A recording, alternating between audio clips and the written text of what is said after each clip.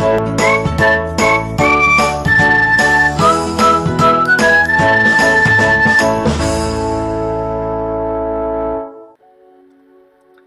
pagi, video pembelajaran kali ini membahas tentang PPKN kelas 8 bab 6 dengan tema memperkuat komitmen kebangsaan.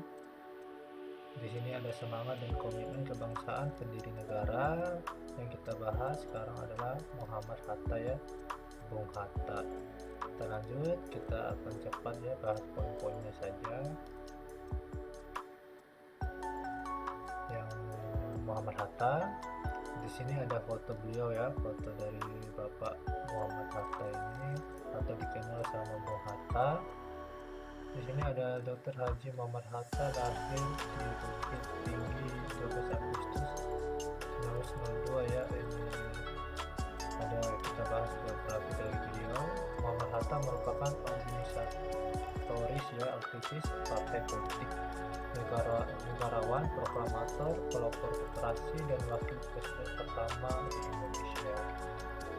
Kiprahnya di bidang politik dimulai saat ia terpilih menjadi bendahara Yong Sumatranen Bon wilayah Padang pada tahun 1916 ya.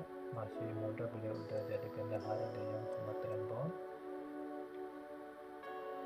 Pada tahun 1921 ya, Bung Hatta menetap di Rotterdam, Belanda, dan bergabung dengan sebuah perkumpulan pelajar tanah air yang ada di Belanda ya, itu ya, yang perkumpulan itu bernama bahasa Belanda ya, ini Indiski Vereniging ya. Susah sekali ya bacanya karena bahasa Belanda. Di sini kita akan lanjut. Mulanya organisasi tersebut ya hanyalah merupakan organisasi perkumpulan bagi pelajar, tapi segera berubah menjadi organisasi pergerakan kemerdekaan saat tiga tokoh Niskipatic, yaitu ada Suwardi Suryadiningrat, Dowes Dekker, dan Cipto Mangunkusumo bergabung. Indiski Vereniging yang kemudian berubah nama menjadi Perhimpunan Indonesia, jadi berubah namanya ya. Di Perhimpunan Indonesia, Bung Hatta mulai meniti karir di jenjang politiknya sebagai bendahara pada tahun 1922 dan menjadi ketua pada tahun 1925. Saat terpilih menjadi ketua ini Perhimpunan Indonesia, Bung Hatta memandangkan pidato inaugurasi ya, yang berjudul Struktur Ekonomi Dunia dan Pertentangan Kekuasaan. Jadi beliau berpidato ya. Pada tahun 1927 Bung Hatta bergabung dengan Liga menentang imperialisme dan kolonialisme di Belanda, dan berkenalan dengan aktivis nasionalis India Jawaharlal Nehru. Aktivitas politik Bung Hatta pada organisasi ini menyebabkan dirinya ditangkap tentara Belanda. Jadi Bung Hatta juga pernah ditangkap oleh tentara Belanda. Akhirnya dibebaskan setelah ia berpidato dengan pidato pembelaan berjudul Indonesia Free ya. Selanjutnya pada tahun 1932 Hatta kembali ke Indonesia. Bulan September 1932 Bung Hatta berjumpa Bung Karno untuk pertama kalinya ya. Jadi beliau setelah kembali ke Indonesia baru tahun 1932 bertemu dengan Bung Karno.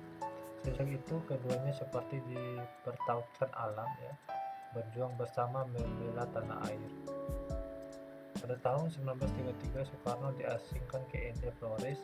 Aksi ini menuai reaksi keras Hatta ya. Bung Hatta ia mulai menulis mengenai pengasingan Soekarno pada berbagai media. Akibat aksi Bung Hatta inilah pemerintah kolonial Belanda mulai memusatkan perhatian pada Partai Pendidikan Nasional Indonesia dan menangkap para pimpinan partai yang selanjutnya diasingkan ke Dimbul, Papua. Jadi Belanda itu ya tidak terima pergerakan atau protes dari Bung Hatta ya. Pada masa pengasingan di Dibul, Bung Hatta aktif menulis di berbagai surat kabar. Jadi Bung Hatta tidak tinggal diam ya, tetap menulis. Ia juga rajin membaca buku yang ia bawa dari Jakarta untuk kemudian diajarkan kepada teman-temannya. Jadi boleh juga mengajarkannya. Selanjutnya pada tahun 1935 saat pemerintahan kolonial Belanda berganti, Hatta dan Sahril dipindah lokasikan ke Banda Neira, Maluku. Jadi dipindah pengasingannya ke Maluku ya. Di sanalah Hatta dan Sahril mulai memberi pelajaran kepada anak-anak setempat dalam bidang sejarah, politik, dan lainnya. Jadi di sana Hatta dan Sahril mengajar anak-anak ya. Setelah 8 tahun diasingkan, Hatta dan Sahril dibawa kembali ke Sukabumi pada tahun 1942. Jadi cukup lama ya, diasingkan 8 tahun baru dibawa kembali ke Sukabumi. Selang 1 bulan, pemerintah kolonial Belanda menyerah pada Jepang. Pada saat itulah Hatta dan Sahril dibawa ke Jakarta. Jadi pemerintah Belanda menyerah kepada Jepang ya, dan Bung Hatta dan Bung Sahril kembali ke Jakarta. Setelah agresi militer 2 tanggal 19 Desember 1948, Soekarno dan Hatta ditangkap dan diasingkan ke Wisasana Mangunjung di Muntok ya, Kabupaten Bangka Barat.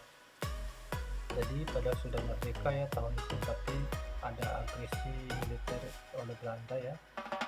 Kembali Soekarno dan Bung Hatta diasingkan lagi. Selain Bung Karno dan Hatta, sejumlah tokoh nasional juga diasingkan di bangunan yang terletak di pucuk gunung Senyambing itu ya. Jadi